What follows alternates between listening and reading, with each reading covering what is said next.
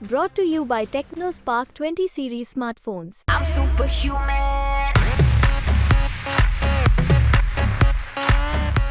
मध्य प्रदेश में 4 चरणों में लोकसभा चुनाव के लिए मतदान खत्म हो चुके हैं। 4 जून का इंतजार सभी को है जब मध्य प्रदेश के लोकसभा चुनावों के नतीजे आएंगे। 29 लोकसभा सीटों में किसके हिस्से में कितनी सीटें जाएंगी तो 4 जून को पता चलेगा। लेकिन अब एक और चुनाव की तैयारी मध्य प्रदेश में हो रही है और वो है उपचुनावों की तैयारी। जी हाँ, 3 तय सीटें मानी जा रही हैं जिस पर मध्य प्रदेश में आने वाले दिनों में उपचुनाव होगा, यानी कि 4 जून के बाद उपचुनाव यहां पर हो सकता है। कौन सी वो सीटें हैं जिन पर उपचुनाव होगा, आपको विस्तार से हम इस रिपोर्ट में बताएंगे।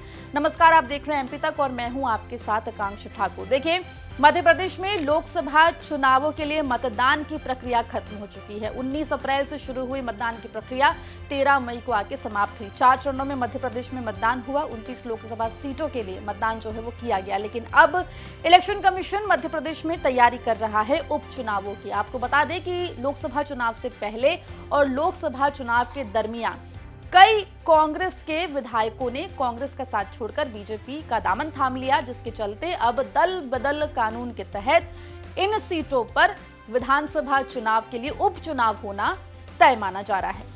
आपको बता दें कि मध्य प्रदेश में विधानसभा चुनाव जीतने वाले 3 कांग्रेस विधायकों ने पाला बदल लिया है। तीनों ने बीजेपी की सदस्यता ले ली है। इनमें से अमरवाड़ा से कांग्रेस विधायक कमलेश शाह, बीना से कांग्रेस विधायक निर्मला सप्रे और विजयपुर से कांग्रेस विधायक रामनिवास रावत शामिल हैं। वहीं आपको बता दें कि कमलेश शाह और निर्मला सप्रे ने विधानसभा से इस्तीफा दे दिया है। ऐसे में इन 2 सीटों पर उपचुनाव होना तय माना जा रहा है। वहीं रामनिवास रावत ने अभी तक इस्तीफा नहीं दिया है।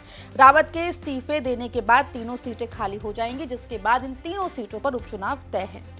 वहीं केवल ये 3 विधानसभा सीटें ही नहीं हैं जिन पर उपचुनाव होगा। आपको बता दें कि कई विधायकों ने भी लोकसभा चुनाव लड़ा है और अगर लोकसभा चुनाव में उनको जीत हासिल होती है तो ऐसे में वो विधानसभाएं भी खाली हो जाएंगी, जिसके चलते फिर उन सीटों पर भी विधानसभा के लिए उपचुनाव होता दिखाई देगा। कौन सी वो सीटें हैं आपको बताते हैं। आपको बता दें कि लोकसभा चुनाव लड़ने वालों में सबसे पहला नाम है पूर्व सीएम शिवराज सिंह चौहान का। सीहोर जिले के बुदनी से विधायक शिवराज सिंह चौहान ने विदिशा लोकसभा सीट से चुनाव लड़ा है। वो यहाँ से उम्मीदवार है। ऐसे में उनकी जीत भी पक्की मानी जा रही है और अगर उनको जीत हासिल होती है तो ऐसे में बुदनी विधानसभा सीट पर उपचुनाव होगा।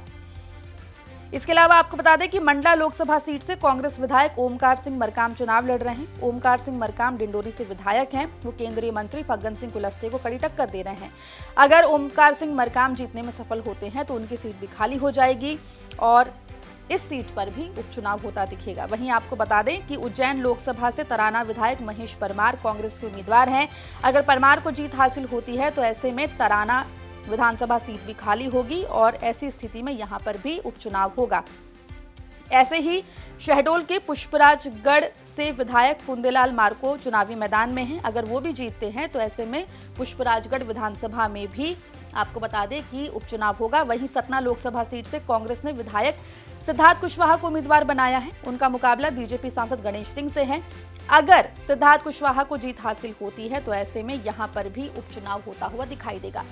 फिलहाल 3 सीटें तय मानी जा रही है जहां पर उपचुनाव होना लगभग तय है, लेकिन लोकसभा चुनाव के नतीजे ये तय करेंगे कि क्या इन 3 सीटों के अलावा और भी विधानसभा सीटें हैं जहां पर उपचुनाव होंगे।